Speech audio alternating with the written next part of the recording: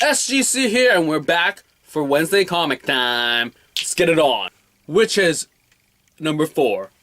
Whoa, a lot of characterization about the whole Wytches. We find out a guy who suffered from the Wytches and what happens to him, and then seriously, this guy is nuts. And main character is just like, there are no trees. What's gonna happen now? Like seriously, it's like, Dad, please save me. And these crazy things that show up, crazy artwork.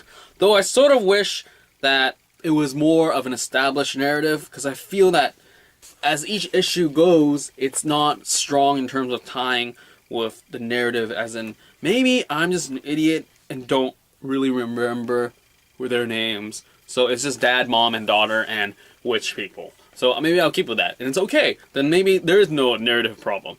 But now that we know more about the whole witch and the culture and behind it, and sort of like Lucy, his wife, found her name. Now I showed that page to you already. But just this dream thing, and not a dream thing, I think it's a flashback and happening with the concurring with this culture exposition, and it's creepy. Though, I don't know.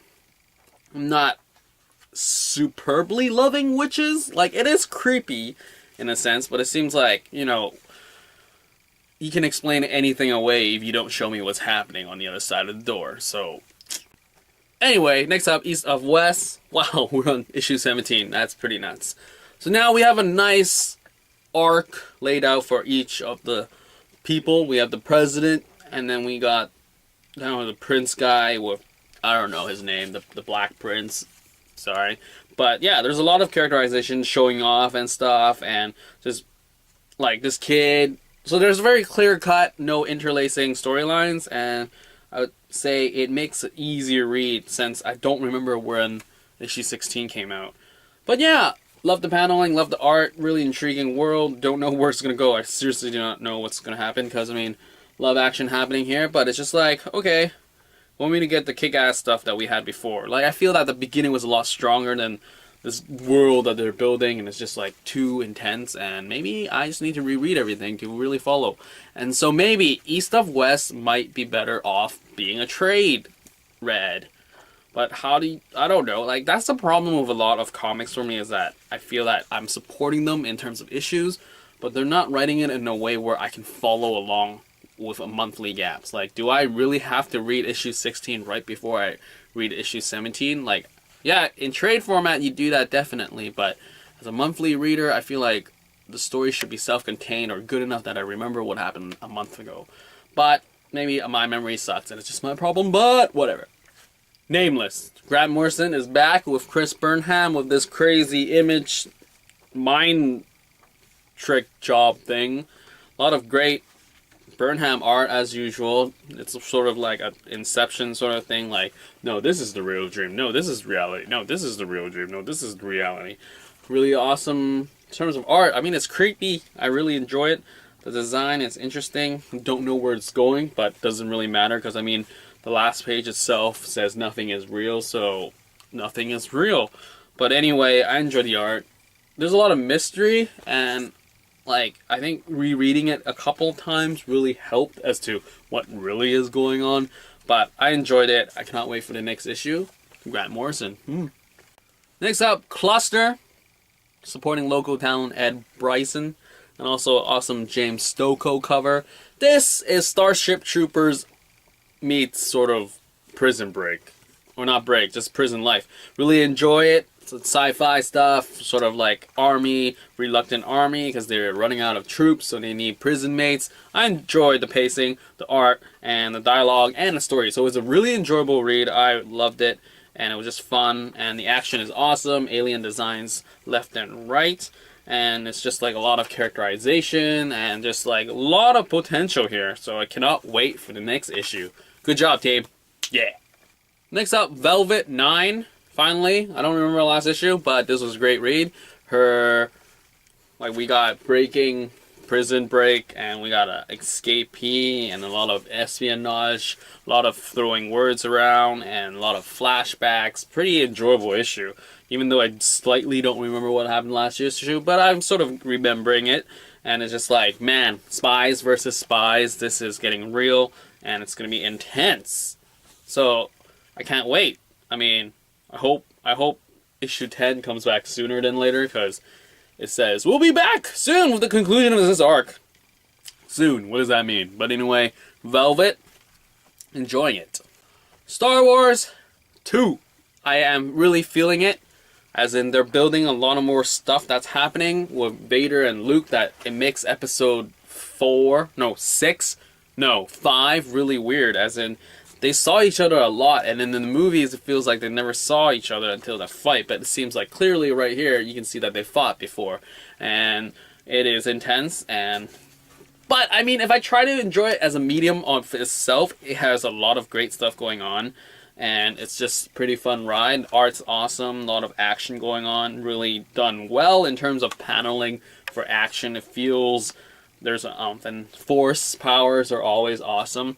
So I'm sort of stubborn and sort of torn between how I feel about this series, but at the same time I'm okay with it. Like, I'm glad it's there, and realistically I haven't like really read Star Wars comics, so this one being in a canon of the original series, I sort of welcome it, but at the same time I'm in gripes, and like, this is changing how I see the relationship between father and son in episode 5, so I don't know. But I guess that's what happens when you get more material. It's sort of like expanded universe when they build on the whole Republic and the Jedi forces and all that. You would either appreciate it more and be like, whoa, it's so intense, and they makes the movies not as exciting because there's so much rich content behind it.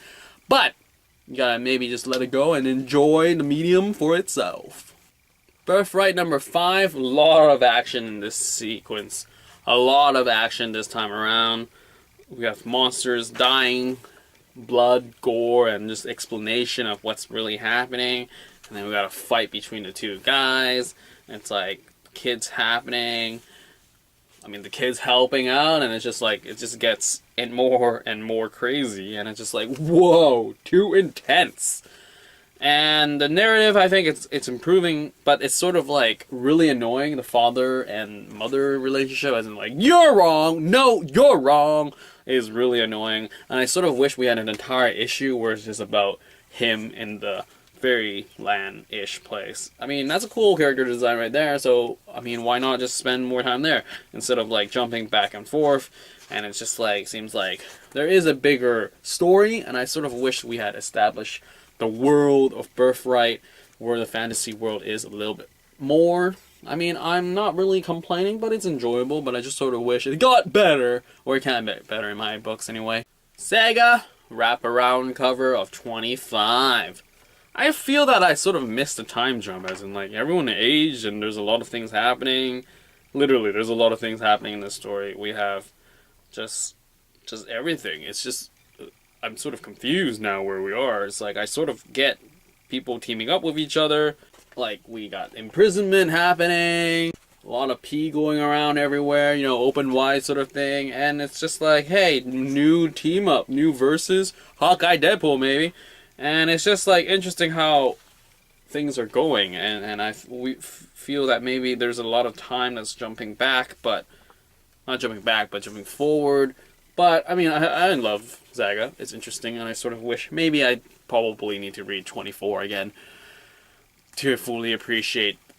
But I do remember 24, as in the dad teamed up and the mom got a job sort of thing. I don't really know. Lady Killer number 2. Now on this end, I totally remember what issue 1 happened. And look at that. It's just art. Just love art. Just really loving the art. A lot of espionage, a lot of action going on. I'm just really enjoying this series. And the world is slowly being built as to what she really does and how she's really connected to this place. And what are they going to do to keep her around. And just like the whole double life sort of thing. Really loving it and cannot wait for more because it's just fun stuff. And really, the art is just awesome. And the team is great. And just the art is awesome. Hawkeye 21.